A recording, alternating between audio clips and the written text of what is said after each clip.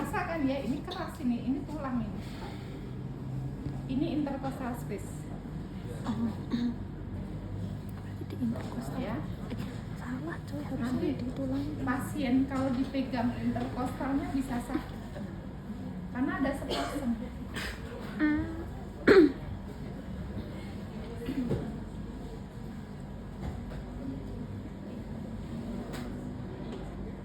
Iya. Ora pro ini. Ya, ini Kayak ke ada bawah. otot.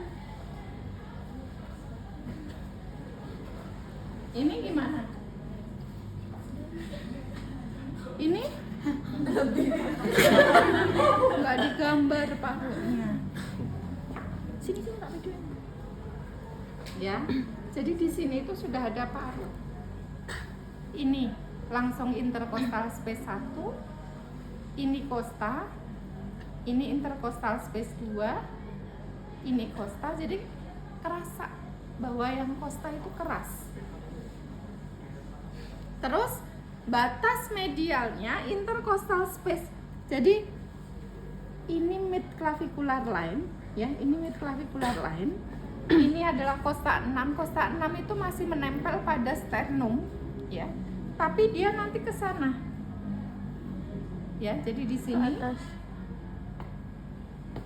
ini di intercostal space di costa 6 mid clavicular line kanan, ini nanti terus ditarik garis ke sini, seret sampai ketemu dengan bagian posterior. Jadi ini tadi ngapain kok nggak selesai? Ngapain Dit? Kebanyakan diskusi bingung. Oh, kebanyakan diskusi. Nggak apa-apa, bagus kalau diskusi. Cuman kalau ada kesulitan, kenapa nggak ditanyakan? Ya, jadi karena ini nanti nyembusnya sampai ke sini, ke bawah. Jadi kalau ke belakang, ke posterior, kalau posteriornya nggak digambar kan jadi nggak ngerti. Ya, terus bawahnya baru ketahuan. Kalau ini coba kita lihat. Ini bukan di titik. Ini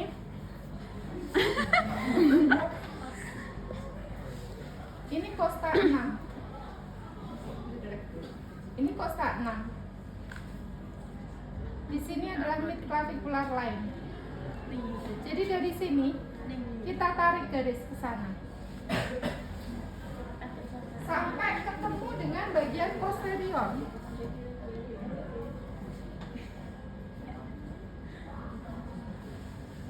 Nah, jadi kalau kelihatan dari samping, ini atas,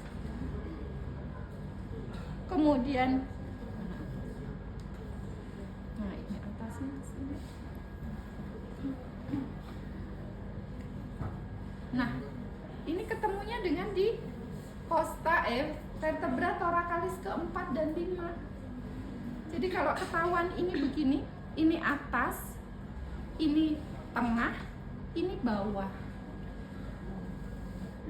Karena terlalu banyak coretan jadinya nggak kelihatan. Sekali lagi ya, ini nggak ke sana, ini ke sini. Ini atas, ini tengah, ini bawah.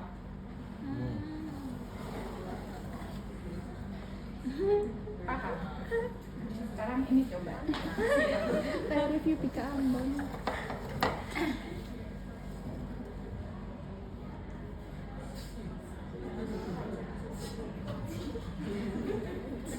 Takut banget.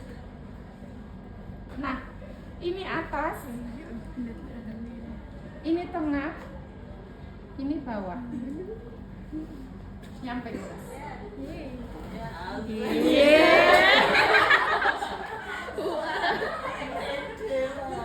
Paham? Paham nggak? Ada yang masih belum paham? Jadi kalau nanti mau lokusnya tengah, stetoskopnya taruhnya di sekitar sini. Ada yang belum paham?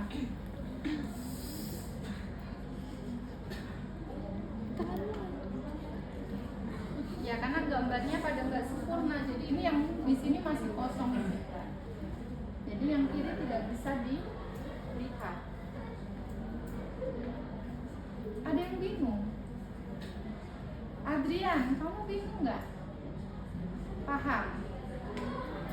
Yang penting kamu rajin masuk kuliah, itu sudah jempolnya 2. Kalau mau jempol 4, berarti paham. Ya, yang penting rajin kuliah dulu. Oke? Ada pertanyaan? Belum tuh karena nggak paham atau bingung atau gimana? Oke, nggak apa-apa, sambil jalan ini kan kalian baru pertama, nggak apa-apa, tenang aja. Yang penting tahu konsep ini tadi.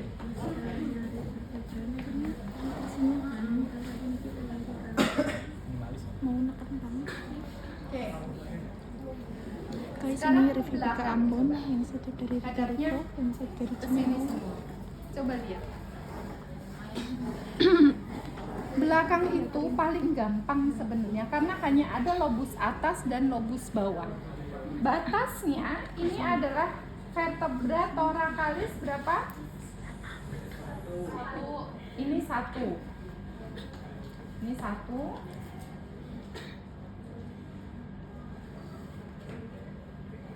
Nah, ini.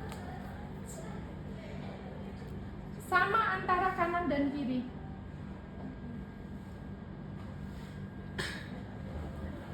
Kanan dan kiri itu sama, batasnya adalah vertebra toraks 1, di sini toraks 4 atau 5. Jadi kalau kita taruh stetoskop di sini, berarti dia lobusnya lobus atas. Jadi kalau kita dengarkan stetoskop di sini, dengernya apa? Kalau teman-teman periksa stetoskop itu yang terdengar apa? Apa Dit? Bunyi? Itu kalau ada penyakit. Kalau normal? Kalau detak duk-duk berarti dengernya jantung. Masa di sini jantung? Mau pindah? Apa dengernya? Suara napas. Suara napas itu seperti suara angin. Iya. Jadi memang kalau untuk auskultasi nafas paru itu lebih sulit daripada jantung. Kalau jantung itu jelas duk duk duk duk duk. Tapi kalau napas itu benar-benar kita butuh konsentrasi. Karena suaranya seperti hembusan angin. Kalau di sini hembusan anginnya sangat lembut. Jadi perlu konsentrasi tinggi. Ini hembusan angin murni atau ada tambahan suara, itu perlu konsentrasi.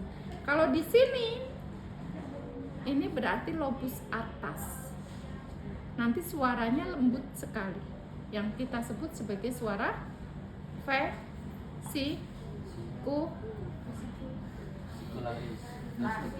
suara vesikuler.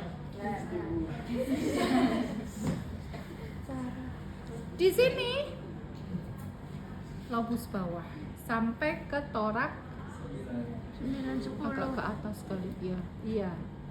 9 atau 10 ya. Jadi hanya atas dan bawah, kiri sama. Atas dan bawah saja. Ini nggak ada space gini kali ya. Space-nya terlalu.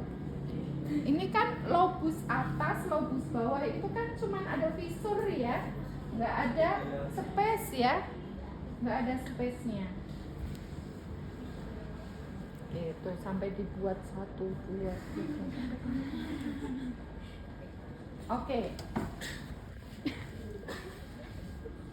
Belum matang. Susah nyari ini. Sudah.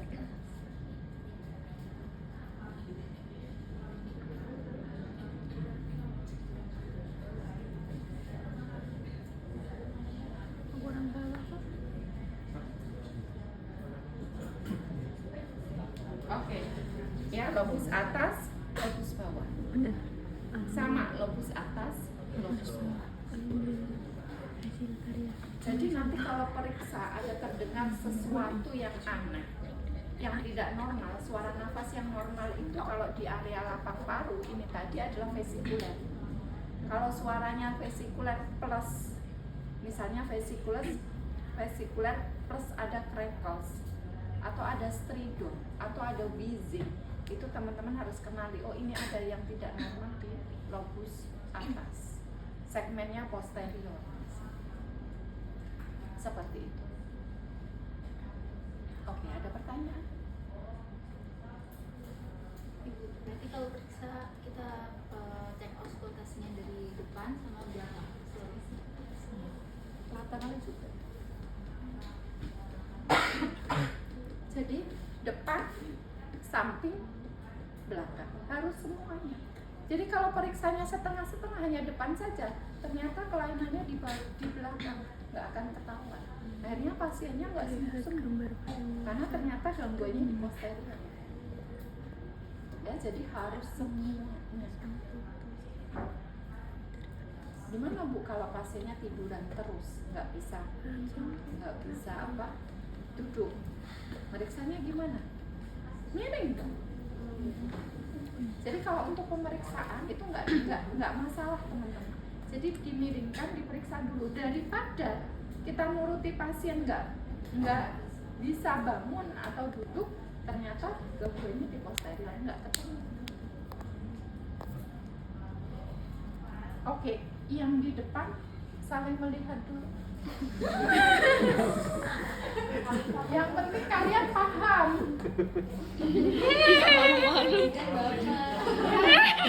Jangan jadi model tapi nggak paham.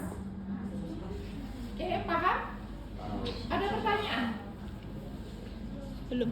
Oke, sisa waktu silakan digunakan untuk menulis di buku laporan.